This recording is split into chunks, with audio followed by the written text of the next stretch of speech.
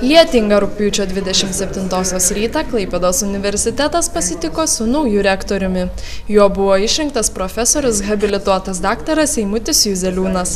Prieš tapdamas rektoriumi dėstęs Vilniaus universitete ir dirbęs Kembridžo universiteto vyriausiųjų mokslo darbuotojų. Mes turime naują universiteto rektorių, turime naują universiteto lyderį, kaip ir minėjau savo kalboje, kad iš tikrųjų pristatyta universiteto vizija ir tie tikslai, kuriuos jūs formuluojate, iš tikrųjų yra labai aukšti ir jie iš tikrųjų rado jumise, reiškia, pasitikėjimą tiek ir senate, tiek ir taryboje. Tad ačiū Jums labai už tai, kad Jūs sutikote būti to rektoriumi, iš tikrųjų linkiu sėkmės suburti gerą kolektyvą, suburti gerą aplinką. Tai, kad iš tikrųjų po 5 metų ar dar greičiau norėtumėm, kad universitetas iš tikrųjų taptų šiuolaikiniu, moderniu ir svarbiausia, mėgstamų ir mylimų studentų universitetų. Dar kartą sėkmės, ačiū. Po rinkimų rezultatų naujasis rektorius dalinosi savo universiteto viziją. Visų pirma, akcentai į tarptautiškumą, į tarptautinio lygio mokslą, į studijas tarptautinio lygio.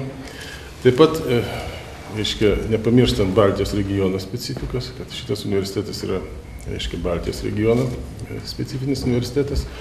Ir, aišku, pritraukti kuo daugiau studentų, tarptautinių programų, kuo daugiau. Ir vystyti mokslinius tyrimus. Mokslinius tyrimus svarbiose srityse, pirmoje eilėje jūriniuose moksluose. Taip pat fiziniuose biotechnologijos moksluose ir kitose. Bandysim formuoti su tarybos pagalba veiklę administracinę komandą, kuri galėtų perimti didelę, taip sakant, administracinę, tokį kasdieninę darbą. O mokslinius darbus mes bandysim organizuoti, galbūt netgi pritraukiant šiek tiek iš šalies mokslininkų ir profesūras, reiškia, čia žiūrėsim, kaip mums seksis, bet esu įsipareigojęs mokslinius tyrimus žiūrėti labai atsakingai. Eimutis Juzeliūnas šią universiteto viziją vykdyti pradės ir rektoriaus pareigas užims nuo rugsėjo 1.